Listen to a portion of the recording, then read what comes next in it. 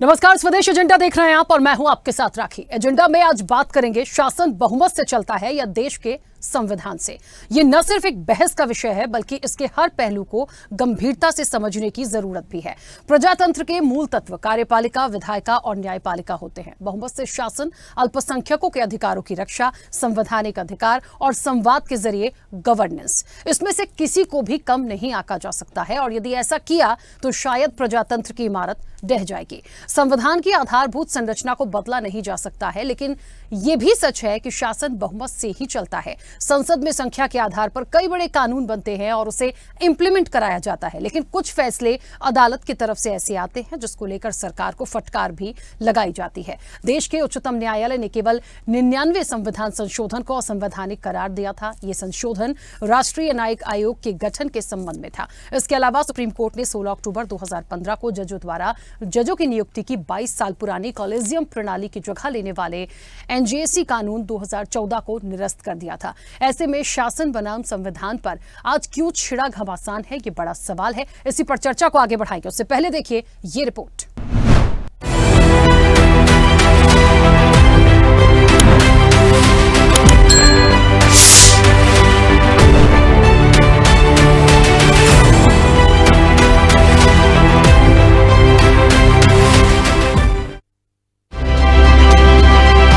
बहुमत नाम से स्पष्ट है, बिना बहुमत के सरकार नहीं चल सकती। ठीक उसी प्रकार से देश भी संविधान से ही चलता है और चलना भी चाहिए। हालांकि कुछ समय से संविधान को लेकर चुनावी शोर तेजी से देखने को मिला और अब भी बदस्तूर जारी है। शासन और संविधान के बीच की परिपाटी को समझें तो एक तरफ बात भारत के हर नागरिक के समान अधिकार की है, तो दूसरी तरफ बहुमत के लिए दिग्गज भी जनहित के मुद्दों को लेकर जनता के बीच चुनाव में पहुंचते हैं। लेकिन क्या आज देश या देश की संसद संविधान से चल रही है? क्या जिन मूल तत्वों को इसमें शामिल किया गया था उसके हिसाब से काम हो रहा है? ये बड़ा सवाल है। यहाँ एक पहलू ये भी है कि इलाहाबाद हाईकोर्ट के एक जज ने एक कार्यक्रम में कहा था कि बहुसंख्यकों की इच्छा के अनुसार ही देश चलेगा। अब ऐसे बयान जाहिर तौर पर न्याय व्यवस्था पर सवाल खड़े करते हैं और देश की छवि बिगाड़ते हैं। जस्टिस शेखर कुमार यादव शायद ये भूल गए थे कि अनुच्छेद 25 और 30 अल्पसंख्यकों के मौलिक अधिकार हैं और टैक्स हिंदू मुस्लिम दोनों अदा करते हैं। हालांकि उनका ये विवादित बयान सुप्रीम कोर्ट पहुंच गया है। कानून तो नहीं भैया, बहुत संख्यक से चलता है। कानून तो नहीं भैया, बहुत संख्यक से चलता है। परिवार में भी देखिए, समाज में भी देखिए, जहाँ पर अधिक लोग होंगे जो कहते हैं उसी को माना जाता है। लेकिन आप जबरदस्ती करेंगे आप कि नहीं साहब हम तो ये मान के चलेंगे। लेकिन मैं क्या आपको बता दूं, ये जो जिनकी हम बात कर रहे हैं सब बुरे नहीं है। हमारे यहाँ बच्चा पैदा होता है, वेद मंत्र पढ़े जाते हैं, अहिंसा के बारे में ले जाया जाता है, तमाम चीजें बताई जाती है। लेकिन आपके साथ आपके यहाँ तो बचपन से बच्चे को सामने रख करके वध किया जाता है पशुओं का, तो आप कैसे अपेक्षा करते हैं कि सहिष्णु होगा वो? क्योंकि वो देश के लिए घातक हैं, बिगाड़ने वाले लोग हैं, जनता को बरगलाने वाले लोग हैं, देश आगे ना बढ़े इस प्रकार के लोग हैं। उनसे सावधान रहने की जरूरत है। Campaign for judicial accountability and reforms ने चीफ जस्टिस ऑफ इंडिया को चिट्ठी लिखकर इसकी शिकायत की है। इस चिट्ठी में इलाहाबाद हाईकोर्ट के जज जस्टिस शेखर कुमार यादव के बयान की इन हाउस जांच की मांग की गई है और कहा गया है कि जांच होने तक जस्टिस को सभी न्यायिक कार्यों से दूर रखा जाए। वो आरएसएस का शुरू से है, हम तो जानते हैं, वो यही करेगा। वो सुप्रीम कोर्ट में आने के लिए कुछ भी कर सकता है। इस चीज पे कि खास तौर से हमारे जुडिशरी को, हमारे जज को इस प्रकार के कार्यक्रम में जाना ही नहीं चाहिए। हम आपत्ति करते हैं क्योंकि इस प्रदेश और देश की जनता न्यायालयों पर बहुत भरोसा करती है और इस प्रकार से अगर हमारे जज इन कार्यक्रम के अंदर जाएंगे और इस प्रकार की भाषा इस्तेमाल करें, जो न्यायालय है वो कानून और संविधान के हिसाब से चलते हैं और उसी हिसाब से फैसला आता है। अगर एक जज के हिसाब से ये फैसला, एक आदेश तो नहीं कहूँगा, लेकिन ये कहना कि बहुसंख्यक के हिसाब से चलेगा, बेपनाह गलत अल्फाज है। क्योंकि देश संविधान के हिसाब से चलेगा, ना कि अल्पसंख्यक के हिसाब से चलेगा, ना बहुसंख्यक के हिसाब से चलेगा। एक और अहम पहलू जिसका जिक्र राजनीतिक दलों ने चुनाव के दौरान किया, संविधान की वो लाल किताब जिस पर खूब सियासत गरमाई। संविधान और उसके अधिकारों की दुहाई देने वाले दिग्गज क्या असल में उसका पालन खुद कर रहे हैं, ये बताने की जरूरत नहीं है, क्योंकि जब से सदन की कार्रवाई शुरू हुई है तब से मूल मुद्दों को छोड़कर हंगामा जारी है। जो जनहित के लिए अच्छा नहीं है और जनता की गाढ़ी कमाई का एक हिस्सा टैक्स के रूप में बर्बाद किया जा रहा है। ऐसे में बहुमत में आई सरकार हर निर्णय अपने हिसाब से तय कर लेती है, लेकिन क्या देश के संविधान में समाहित मूल तत्वों को ध्यान में रखा जाता है? ये सवाल जस का तस बना हुआ है। ऐसे में शासन बहुमत से चलता है या देश के संविधान से, इस पर टिप्पणी करना अतिशयोक्ति होगी, लेकिन इस बात को जनहित के बीच लाना और एक देश के नागरिक के मौलिक अधिकारों की रक्षा करना संविधान में निहित है और शासन की जिम्मेदारी है कि वो देश के हर नागरिक के लिए समान भाव से काम करे। स्पेशल रिपोर्ट, स्वदेश न्यूज।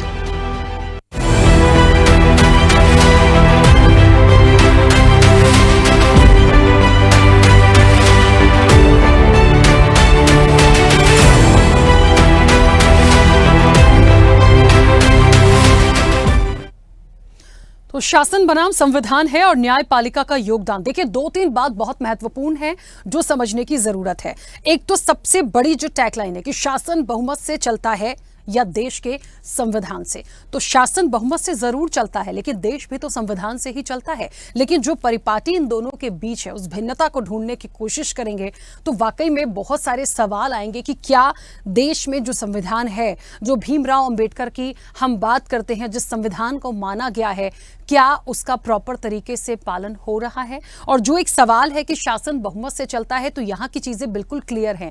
तो लेकिन क्या ये भी जो देश के संविधान की जो बात हो रही है, ये चलता है उससे? ये एक अपने आप में एक बड़े सवाल जैसा है। मुझे लगता है गंभीर विषय है। बहुत क्लियरिटी के साथ कोशिश करेंगे कि इसके जो पॉइंट्स निकल कर आए, और वाकई बहुत जरूरी होगा कि राजनीतिक रूप से कह तो देते हैं, संविधान को मानते तो हैं, लेकिन क्या उसका पालन कर रहे हैं? सीधे चर्चा पर चलेंगे। हमारे साथ मेहमान जुड़े हैं। सबसे पहले आपका परिचय करा दें। भारतीय जनता पार्टी का पक्ष रखने के लिए नवीन मिश्रा हमारे साथ जुड़े हैं। नवीन जी, बहुत स्वागत चर्चा में जुड़ने के लिए। कांग्रेस का पक्ष रखेंगे मुर्तजा मौसवी। मुर्तजा जी, आपका भी बहुत स्वागत है। समाजवादी पार्टी का पक्ष रखेंगे रविंद्र प्रताप सिंह। रविंद्र जी, आपका भी बहुत स्वागत है। संविधान के जानकार हैं सुनील मल्लन। सुनील जी, आपका भी बहुत स्वागत है। और वरिष्ठ पत्रकार हैं कुमार राकेश। कुमार राकेश जी, आपका भी बहुत स्वागत है। चर्चा की शुरुआत सबसे पहले सुनील जी से करना चाहूंगी। मेरी आवाज पहुंच रही है?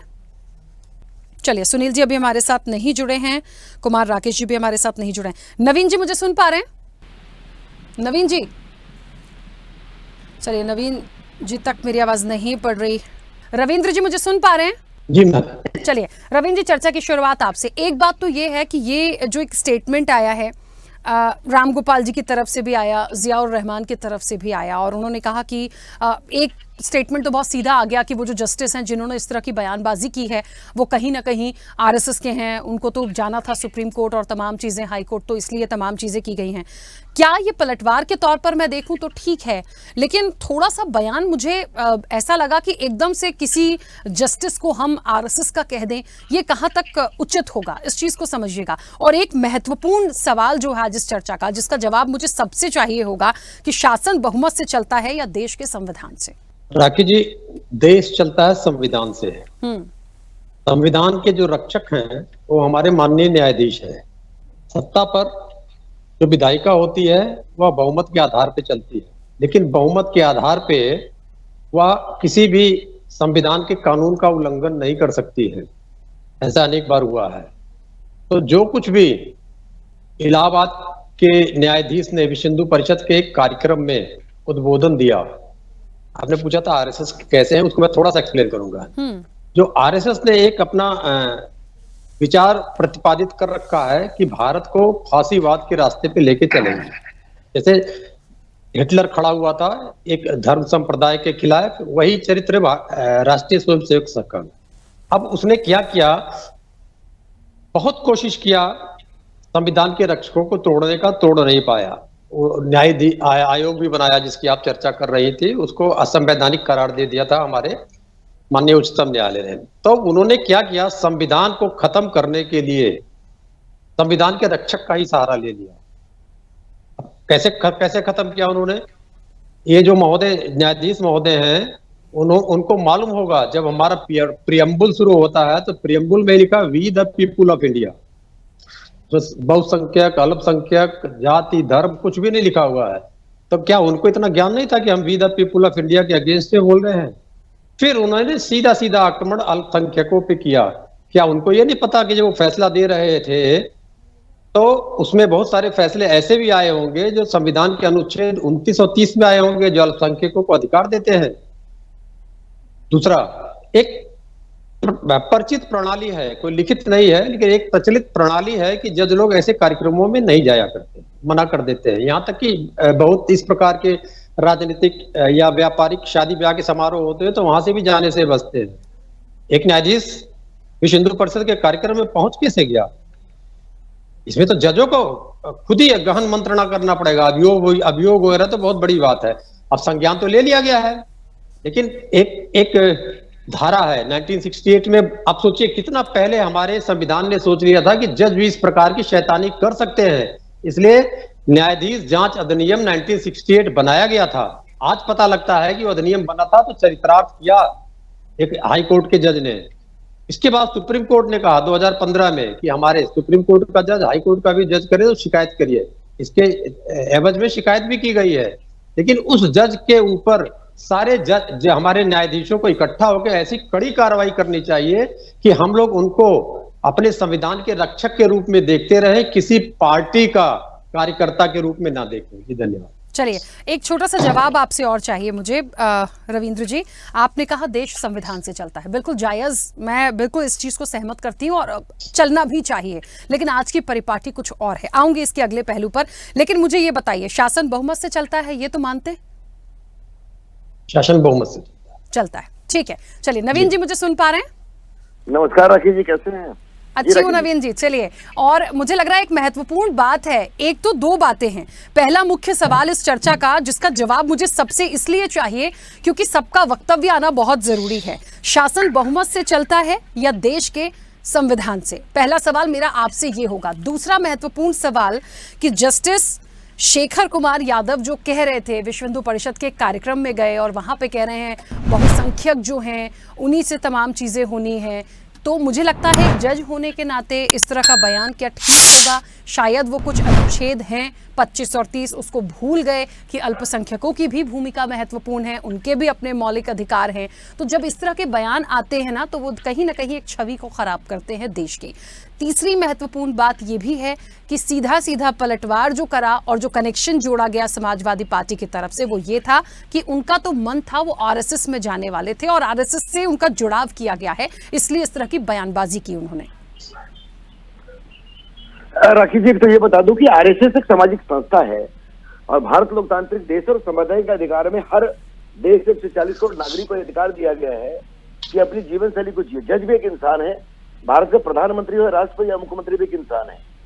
अगर इंसानियत के नाते कोई जज अगर किसी सार्वजनिक कार्यक्रम में जाते हैं और अगर वो अपनी मन की बात करते हैं, तो मुझे लगता है कि इसके ऊपर भी कोई भी देश की कानून तो न तो लागू होती है और न इस पर कोई बड़ी कार्रवाई हो सकती है। कांग्रेस के मित्र मेरे इससे पहले बोल रहे थे, 1947 में जवाहरलाल नेहरू की सरकार बनी, इस देश के अंदर राष्ट्रीय सरकार बनी थी, जिसमें पंडित श्यामा प्रसाद मुखर्जी भी थे। श्यामा प्रसाद मुखर्जी उस राज्य सरकार, उस केंद्र सरकार के अंदर में एक मंत्री थे और जिस ढंग से जवाहरलाल नेहरू ने षड्यंत्र करके और एक केंद्रीय मंत्री को कश्मीर में ले जाकर बंद किया और उनकी हत्या करवाई, उस समय कांग्रेस के मित्र कहाँ थे? कांग्रेस ने जिस ढंग से देश के अंदर में सुप्रीम कोर्ट या हाई कोर्ट को जिस ढंग से इन्होंने चलाया है, जिस ढंग से इमरजेंसी इंदिरा गांधी ने लगाया और इंदिरा गांधी ने जिस ढंग से तानाशाही पूरे देश के अंदर किया था, कांग्रेस के मित्र में कहाँ थे? जब हाई कोर्ट के जज को आपने अरेस्ट करने का ऑर्डर कर दिया था, सुप्रीम कोर्ट के जजों को आपने अरेस्ट करने का ऑर्डर कर दिया था, तमाम मीडिया के ऊपर आपने लगाम लगाई थी, तमाम मीडिया के बड़े बड़े पत्रकारों को आपने अरेस्ट करने का काम किया था, देश के पूर्व मंत्री, पूर्व सांसद, वर्तमान सांसदों को आपने अरेस्ट करने का काम किया था। देखिए, कांग्रेस वाले लोगों की स्थिति है, अधिकार है, बिना सरकार के रह नहीं सकते हैं। देश के अंदर में आजादी के 78 साल के बाद पहली बार हुआ है कि देश के अंदर बड़ी संख्या बहुसंख्यक समाज अब यूनाइट हुआ है और जिस ढंग से अल्पसंख्यकों को वोट बैंक के रूप में यूज किया जा रहा था, बिरयानी और पैसे के बल पे, सांप्रदायिकता के बल पे, जिस ढंग से अल्पसंख्यक के अंदर में जो पूर्व की सरकारें कर रही थी, उनकी पोल अब खुल गई है। अल्पसंख्यकों को हमने सम्मान दिया है, अल्पसंख्यक समुदाय भी देश में समझ रहे हैं। और ये कांग्रेस के मित्र अब कहाँ हैं, जब पड़ोसी मुल्क बांग्लादेश के अंदर में हमारी 8 साल से लेके 10 साल, 12 साल, 15 साल, 20 साल के माँ के सामने बेटियों के बलात्कार, पिता के सामने बेटी की बलात्कार, हस्बैंड के सामने उनकी पत्नी का बलात्कार, भाई के सामने बहन का बलात्कार, कहाँ है राजीव गांधी? ठीक है कहाँ नवीन जी, कहाँ है केजरीवाल जी और ममता बनर्जी, कहाँ है अखिलेश यादव और तेजस्वी यादव, कहाँ है लालू प्रसाद यादव। देखिए देश के अंदर अपोजिशन के पास कोई काम नहीं बचा है, ये बेरोजगार हो चुके हैं, ये जज के ऊपर कभी आवाज उठाएंगे। अभी आपने देखा होगा धनखड़ जी सभापति राज्यसभा के, उनको लोग देश के अंदर मजाक कर रहे हैं, पूरी दुनिया के अंदर इन कांग्रेसियों का मजाक उड़ रहा है, अपोजिशन का मजाक उड़ रहा है। इंडिया का नाम इन्होंने जोड़ लिया और इंडिया का बदनाम पूरी दुनिया में कर रहे हैं। इनसे कुछ भी होने वाला नहीं है।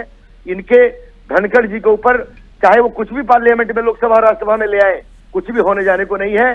देश का बहुसंख्यक समाज यूनाइट है, एक साथ है, नरेंद्र मोदी के साथ है और देश के संविधान से सरकार चल रही है। आने वाले 50 साल इंडिया गठबंधन के लोग हैं, ये भूल जाए कि देश में इनकी कोई सरकार आने वाली है और इनको कोई भी मत मिलकर सरकार बनाएंगे। जी नवीन जी, मैं बीच में रोकूंगी और एक बड़ी महत्वपूर्ण बात कहना चाहती हूँ कि देश तो संविधान से चलता है, ये सब लोग आप शुरू से कह रहे हैं, मानते हैं इस चीज को, लेकिन क्या उसकी तस्वीर ऐसी हम देख पा रहे हैं? क्या जो एक्चुअल संविधान में है, क्या वो परिपाटी हम देख पा रहे हैं? ये भी हमें देखना है। जो शासन है बहुमत से चलता है, ये तो सब जानते हैं जाहिर तौर पर। तो आज का जो मुख्य रूप से सवाल था ना, वो ये है कि शासन बहुमत से चलता है या देश के संविधान से? उस चीज की गंभीरता को समझना है। राखी जी, लोकतांत्रिक व्यवस्था के अंदर में बहुमत पे सरकार चलती है, निश्चित है, लेकिन लोकतंत्र को बचाने के लिए और देश को चलाने के लिए संविधान अति आवश्यक है। मुर्तजा जी, मुझे सुन पा रहे हैं? हाँ जी राखी जी, मुर्तजा जी, मैं आप अपनी बात रखिए, उससे पहले मैं सबसे पहले, आज मैंने कहा ना एक सभी मेहमानों से, सबसे पहले तो मुझे प्रतिक्रिया इसी बात पे चाहिए उनकी कि शासन बहुमत से चलता है या देश के संविधान से। आज की परिपाटी को समझ के इस चीज का जवाब देना। देखिए एक बात मैं आपको बताऊं कि शासन जो है वो संविधान से चलता है, देश संविधान से चलता है, और अगर कॉन्स्टिट्यूशन पे इनको यकीन नहीं है तो हो सकता है कि ये मेजॉरिटी, माइनॉरिटी और कई जातिवाद में बांटने जा रहे हैं। मैं एक बात ये कहूं कि ये सब चीजें, ये बात निकल करके क्यों आ रही है इतनी? एक ही चीज ये है कि अडानी पे बहस ना हो, लोकसभा में अडानी पे कोई बात ना हो। इसी कारण जो है नए नए मसले ये पैदा कर रहे हैं, नए नए मतलब कई किस्म की बातें ये लेके आकर के गढ़ेंगे और दूसरे दूसरे मसले ये छेड़ेंगे, मगर ये सीधी सीधी बात नहीं करेंगे। आप सोचिए, इमरजेंसी से आज की लोकसभा का क्या लेना देना? आज की लोकसभा में बात ये होनी चाहिए कि देश का नाम खराब हो रहा है, क्या अडानी और मोदी जी भाई भाई है, इस पे बात होनी चाहिए। और इसको बात करने से डरते क्यों हैं, भागे क्यों रहे हैं, बताइए। ठीक है मुर्तजा जी, वापस आऊंगी। सुनील जी, मुझे सुन पा रहे हैं? सुनील जी हमारे साथ शायद नहीं जुड़े। कुमार राकेश जी, मुझे मेरी आवाज पहुंच रही है? जी आपकी आवाज आ रही है, मेरी आवाज आ रही है आपको? हाँ, आपकी आवाज पहुंच रही है। कुमार राकेश जी, मुझे लगता है इसका बेहतर जवाब आप देंगे मुझे, क्योंकि सब लोग बात को कोई इमरजेंसी टाइम पे चला जा रहा है, कोई आज के लोकसभा पे चला जा रहा है। बहुत सीधा सटीक सा सवाल है, शासन बहुमत से चलता है या देश के संविधान से? उस चीज को समझने की कोशिश करनी है। भाई शासन बहुमत से चलता है, बट ऑब्वियस है जिसका बहुमत है वो अपने हिसाब से सारी चीजों को करता है, लेकिन देश तो संविधान से चलता है, हम सब इस चीज को एग्री करते हैं, लेकिन शासन जो है क्या वो संविधान से चलता है? बात इस चीज की हो रही है, क्यों हो रही है, आप इसको समझ पाएंगे? नहीं राकेश जी, आपने जो बात कही कि शासन बहुमत से चलता है, संविधान से देश चलता है, तो जो शासन शब्द है, जो गवर्नेंस शब्द है, वो संविधान से ही चलेगा। जो प्रजातंत्र के मूल तत्व हैं, कार्यपालिका, विधायिका, न्यायपालिका, और उसके बाद हम जो तथाकथित सो कॉल बोलते हैं अपने संविधान की धारा 19 के तहत स्वतंत्र जो एक मीडिया का चरित्र है, और वो भी एक भूमिका अदा करता है गवर्नेंस में। तो मेरा मानना है कि शासन जो है संविधान से चलेगा और जो राजनीति है वो बहुमत से चलती है। या राजनीति और शासन के बारीकियों को, गवर्नेंस एंड पॉलिटिक्स की बारीकियों को हम लोग को समझना पड़ेगा। अभी मैं सपा के प्रवक्ता को भी सुन रहा था, संविधान के बारे में बोल रहे थे। कांग्रेस के प्रवक्ता अडानी में आके अटक जाते हैं। अडानी शायद 2014 के बाद पैदा हुए, पहले अब तो इस पे बात नहीं होनी चाहिए अडानी पे। नहीं, मैं बिल्कुल, मैं मेरी पूरी बात तो समाप्त होने दीजिए ना। मैं आपकी बात का समर्थन कर रहा हूं कि पहले 2019 में अडानी अंबानी चोर थे, 19 के बाद अंबानी लिस्ट से निकल गए, अडानी आ गए।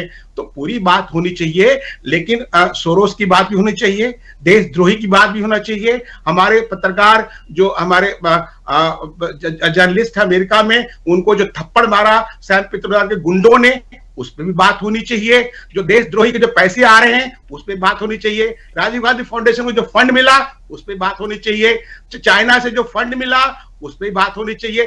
सब पे बात होना चाहिए। यदि मोदी और अडानी के रिश्ते हैं तो उस पर बात होनी चाहिए। यदि कोई देशद्रोही का मामला है उस पर बात भी होना चाहिए। जो अमेरिका के कोर्ट में जो सोरोस के खानदान से जुड़े लोगों ने जो भी देश को तोड़ने की बात कही उस पर भी होना चाहिए। बात सब पे होनी चाहिए, लेकिन एक निष्काम भाव से राष्ट्र हित में होना चाहिए। अडानी के बोलने से ही सारा मुद्दा खत्म नहीं हो जाता है। सोरोस पे बात क्यों नहीं होनी चाहिए?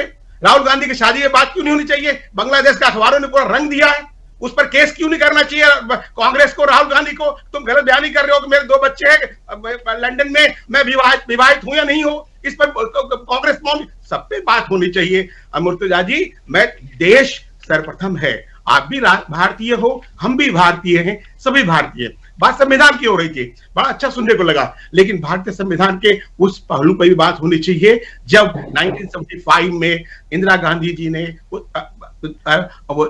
आपात के दौरान संविधान की ऐसी की तैसी करके रख दी, प्रियम्बल के तहस नहस करके रख दिया, मुंह चेहरा चरित्र चार को बदल दिया। बात उस पर भी होनी चाहिए। बाद में जनता पार्टी की सरकार आई, उन्होंने काफी कोशिशें की उसको बदलने की, लेकिन आपने इतने संविधान 26-27 महीने में इतने संशोधन कर दिए संविधान में, ऐसे ऐसे लेखना लगा दिए कि आज भी जो उल्टा पुल्टा सीधा वो कैसे करे नहीं कर पा रही है। और बता दें आपको, अभी पिछले जुलाई को जब नए संसद में जब लोग प्रवेश कर रहे थे तो लीडर पोजीशन थे उस समय अधीर रंजन चौधरी जी, उन्होंने प्रेस कॉन्फ्रेंस किया। प्रेस कॉन्फ्रेंस था संसद में, बोला भारत के संविधान को सरकार ने बदल दिया है, ये तो वो वाला संविधान है ही नहीं। जब हमने कहा कि आप संविधान, ये तो पुराना संविधान ला दिया जो 1950 पास हुआ था, संविधान तो अलग है। तो भाई कौन सा संविधान है? तो 1975 वाला जो है वो मूल संविधान तो है नहीं, वो संशोधन है, 42वां संशोधन है। तो मूल संविधान में तो वो था ही नहीं, जो सेक्युलरवाद की बात थी, सोशली डेमोक्रेटिक की बात थी, तो संविधान को किसने छेड़ा? टोटल मिला करके 75 साल में 50 बार सदा आपने संविधान को बदला, तोड़ा, मरोड़ा। अभी फिर लाल किताब दिखाते हैं, संविधान का 5 धाराएं राहुल गांधी को नहीं मालूम होगा। भाई हलवा की बात करते हैं आप, महाभारत की बात करते हो, चक्रव्यूह। मुद्दा ये है, मैं सबके लिए बोल रहा हूं पैनल बैठे हुए, राष्ट्र को सर्वप्रथम मान करके राष्ट्रवाद की बात होना चाहिए। यदि वास्तव में भारतीय हैं, सच्चे भारतीय हैं, हमें उस पर चिंतन करना चाहिए। जहां तक राखी जी का सवाल है कि बहुमत चलता है या शासन से, जब हमारे सरतन से जुदा होगा उस समय बहुमत चलेगा। जब हमारी बात लेने के वक्त की बात होगी तो वहां संविधान होगा। वक्फ का तो प्रावधान ही नहीं है भारतीय संविधान में, फिर वक्फ बोर्ड क्यों? अभी एक टीवी चैनल ने बोला कि सूरत के एक फ्लैट में एक मुस्लिम आया, उसने एक फ्लैट लिया, उसने वक्फ को दान कर दिया, सारे लोग आ गए कि भाई पूरी सोसाइटी वक्फ की प्रॉपर्टी हो गई। इस पर चर्चा होनी चाहिए, क्यों नहीं होनी चाहिए? भाई 14 साल का आपका इस्लाम नहीं है, 18 साल पुराने गांव को, मंदिर को वक्फ की प्रॉपर्टी है, ये कहां का न्याय है भाई? इस पर बहस क्यों नहीं होनी चाहिए?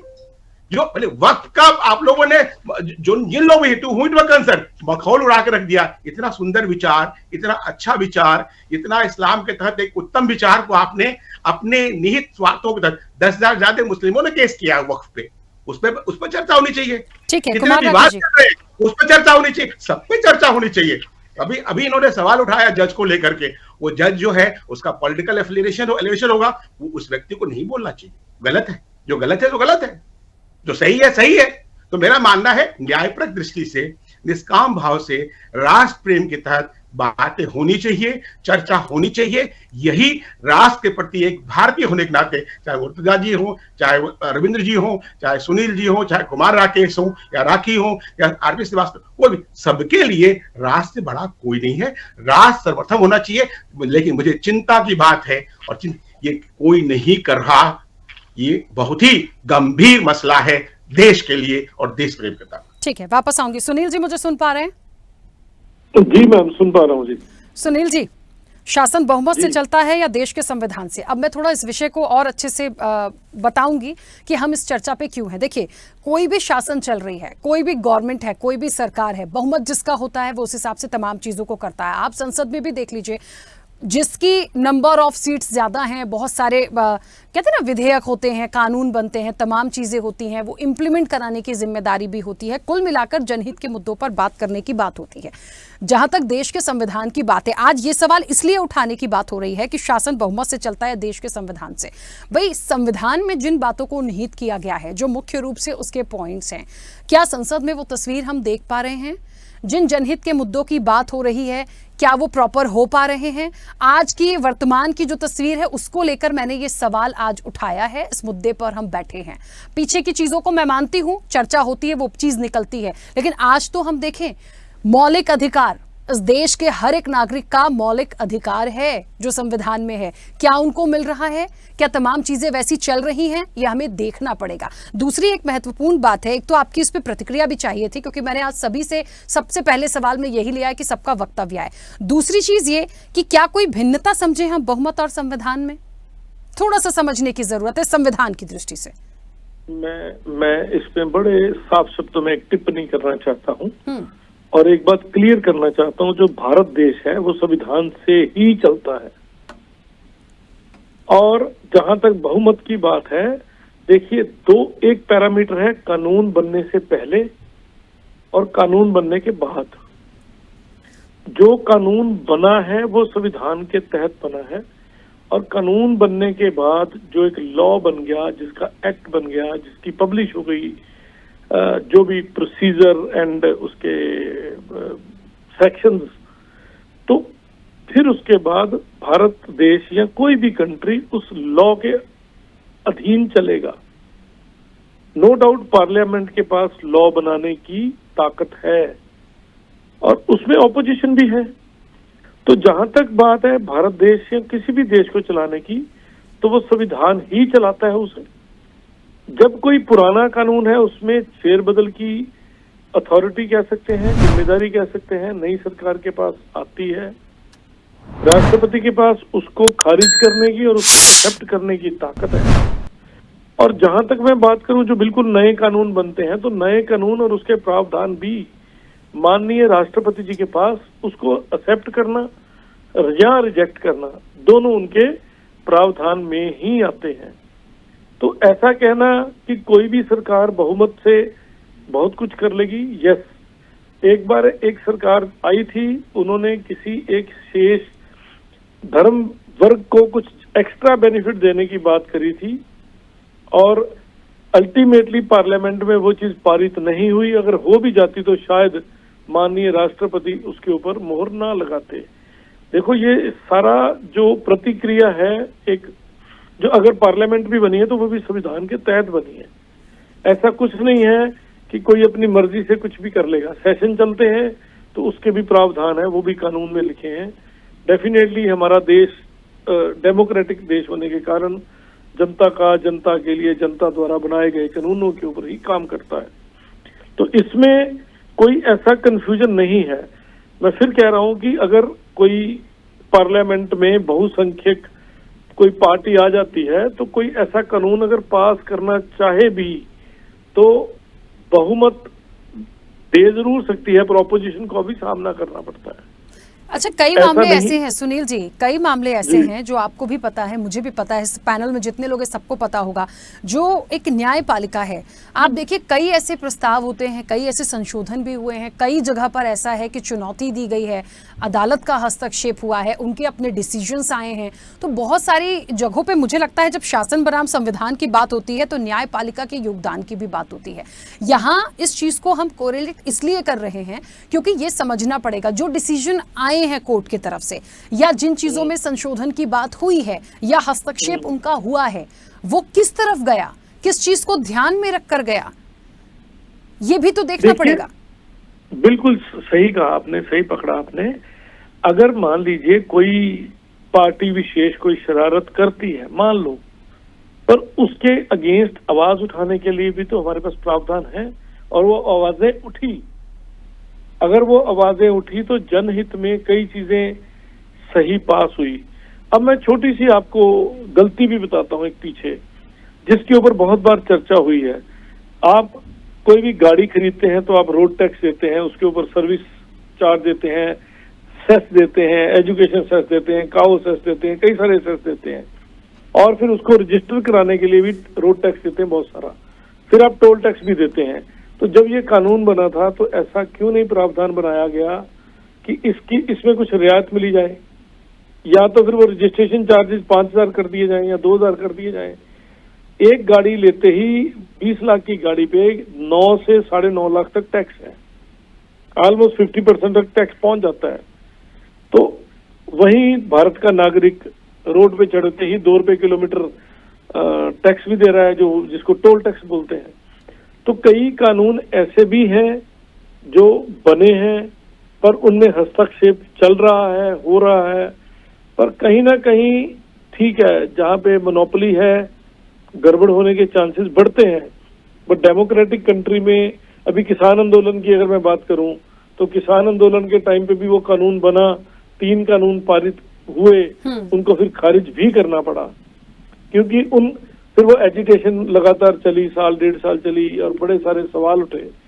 डेफिनेटली कहीं ना कहीं न्याय प्रणाली को अगर हम तंग करते हैं या हम जनता की जहाँ पे सॉवरेनिटी का या पब्लिक इंटरेस्ट इन लार्ज की बात करते हैं, अगर उसके अगेंस्ट कोई बड़े घराने अगर वो पार्लियामेंट में अपने हक में ऐसे डिसीजन कराते हैं तो जनता की पावर भी सामने सारी जनता ने देखी है। ठीक है सुनील जी, मैं रुकूंगी। एक महत्वपूर्ण बात यहाँ पर है और मुझे लगता है थोड़ा राजनीतिक रूप से अब इस चीज को समझ लिया जाए, और वो इसलिए जरूरी है। नवीन जी, आपसे शुरुआत कर रही हूँ एक बार फिर से मैं। बहुत महत्वपूर्ण ये है कि आप सब लोग पूरे इलेक्शन टाइम से, मैंने लास्ट मुझे लगता है इलेक्शन टाइम से संविधान बहुत हाईलाइट रहा, बहुत ज़्यादा उसको लिया गया, किताब हाथ में ली गई, बहुत सारी बातें की गई, लगातार वो चर्चा चलती रही और अभी भी जारी है।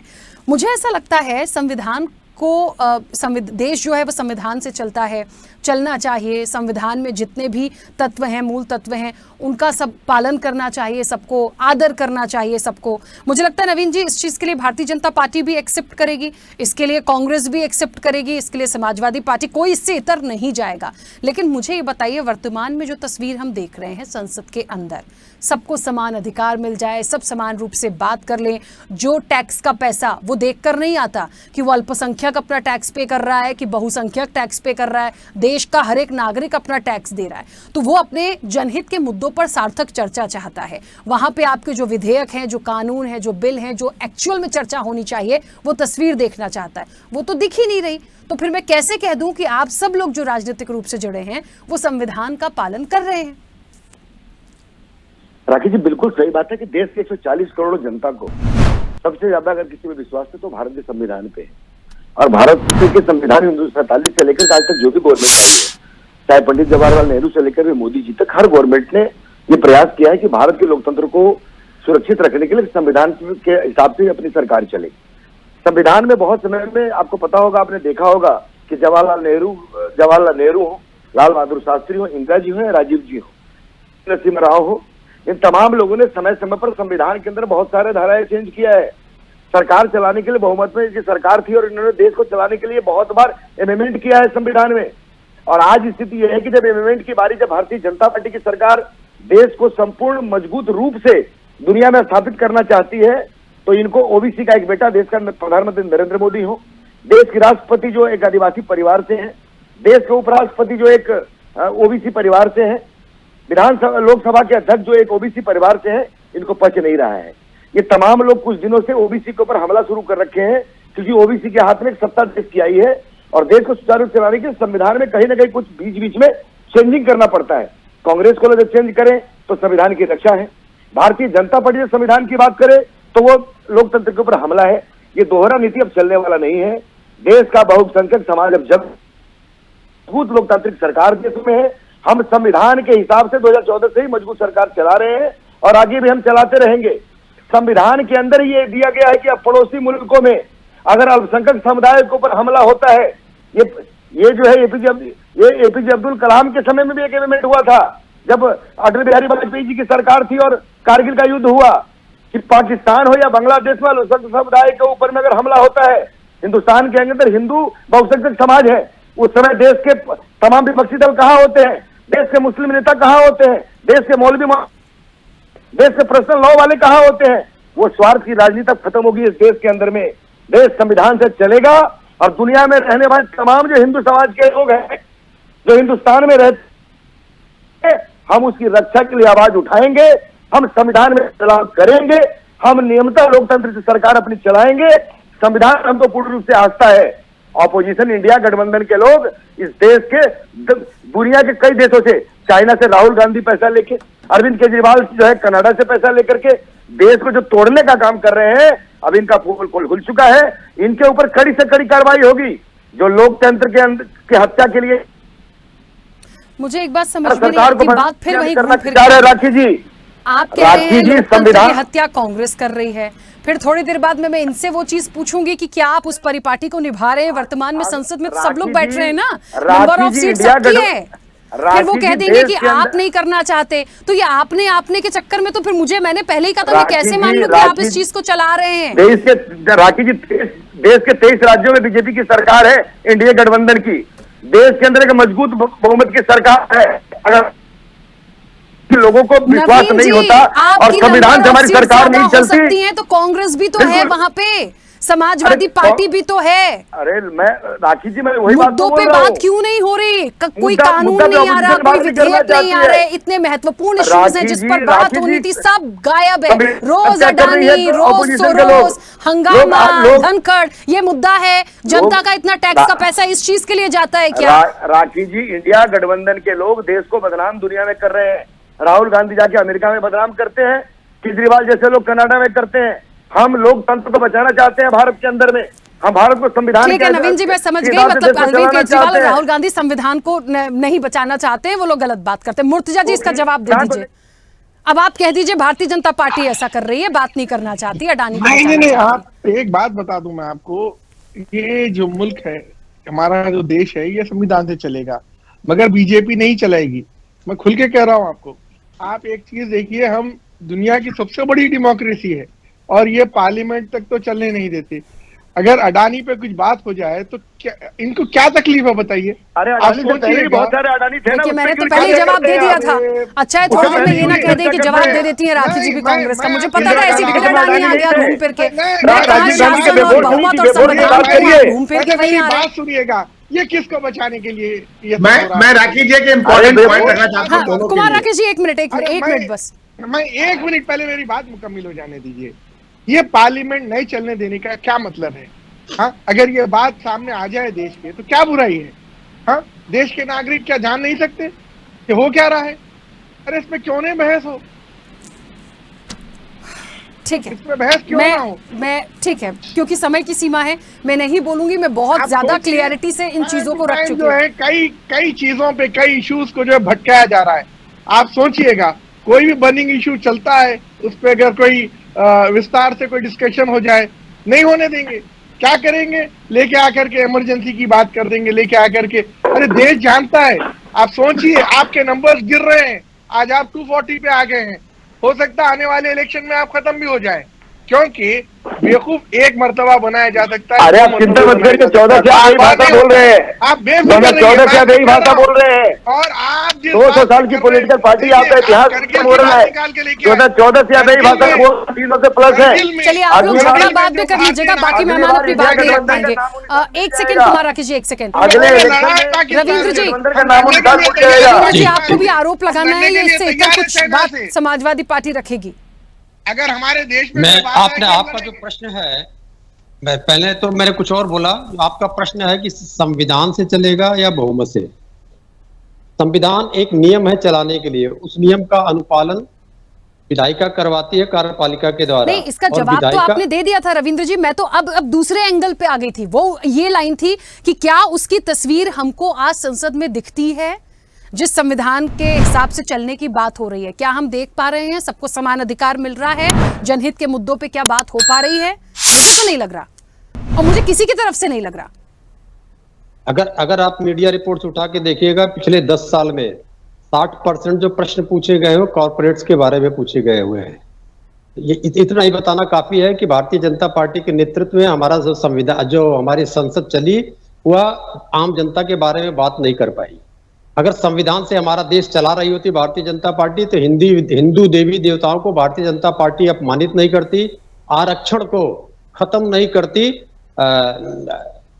आभासी रूप से, और ज्वाइंट पार्लियामेंट्री कमेटी जो कि संवैधानिक एक अधिकार है विपक्ष का सत्ता पक्ष के साथ मिलके एक अंतरराष्ट्रीय अपराधी के खिलाफ जो हम अडानी जो है एक ज्वाइंट पार्लियामेंट्री कमेटी चाहते हैं, ये संविधान प्रदत्त अधिकार है, वो भी नहीं बनने दे रही है। तो सब ये तीनों मामले में अगर आप देख लीजिएगा तो संविधान का भारतीय जनता पार्टी गला दबा रही है। तो भारतीय जनता पार्टी फासिज्म के रास्ते पे चलती है, वह कभी संविधान को लागू नहीं होने देगी। वो अपने संख्या बल के आधार पे तोड़ मरोड़ के इनको खरीद को जेल में डाल के अपने को सख्त रखेगी। हालत वही होगी जो हिटलर की हुई थी। ठीक है, चलिए वापस आऊंगे। हाँ, कुमार राकेश जी बोलिए।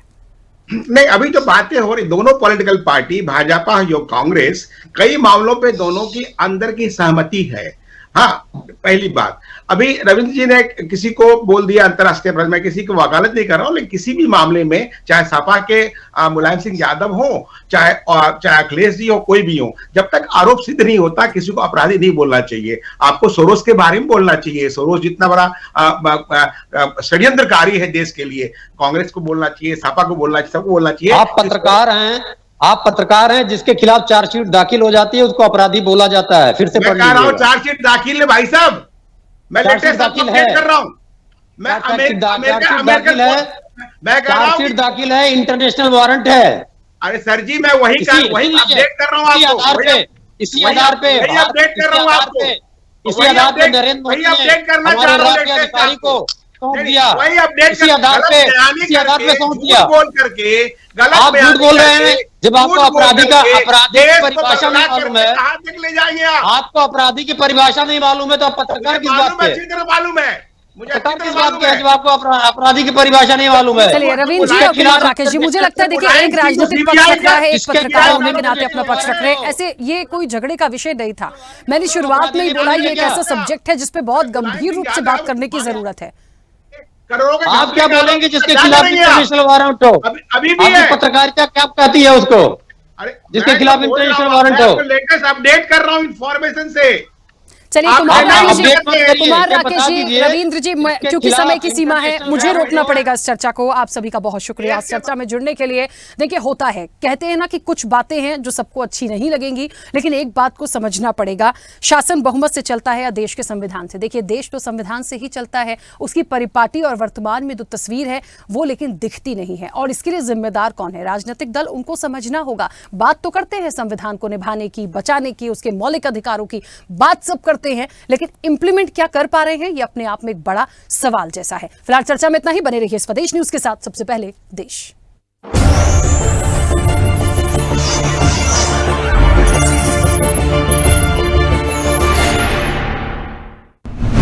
ऐसे ही वीडियोस के लिए लाइक करें, शेयर करें, फॉलो करें। YouTube पर जाकर सब्सक्राइब कर बेल आइकन दबाना ना भूलें। और ताजा अपडेट्स के लिए स्वदेशलाइव.com पर जरूर जाएं।